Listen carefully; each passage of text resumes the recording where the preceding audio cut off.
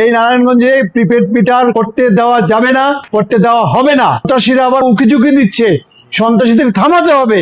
নারায়ণগঞ্জকে শান্তিময় সন্ত্রাস মুক্ত নারায়ণগঞ্জ করতে হবে। নারায়ণগঞ্জকে নিয়ে আমাদের আর কত ভাবতে হবে।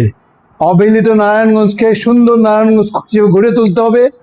মরার ওপর খাড়ার গা প্রিপেড মিটার আমরা চাই না, প্রিপেড মিটার চাই না। আন্দোলন করছি, আন্দোলন করছি। এই নারায়ণগঞ্জে প্রিপেড মিটার করতে দেওয়া যাবে না, করতে দেওয়া হবে না। আর মাননীয় প্রধানমন্ত্রীর কাছে বলছি, জাতীয় সংসদের মাননীয় সংসদ সদস্যদের কাছে আমার নিবেদন যে এই প্রিপেড মিটার বাতিল করার জন্য সংসদে আপনারা সরব হন, সোচ্চার হন এবং সংসদে এই প্রিপেড মিটার বাতিল করুন।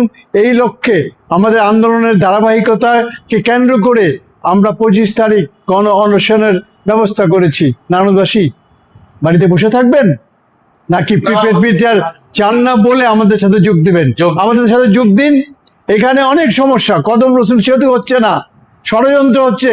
কদম রসুল সেতুকে করতে হবে, নারায়ণগঞ্জ সুন্দর করতে হবে, শান্তিময় করতে হবে।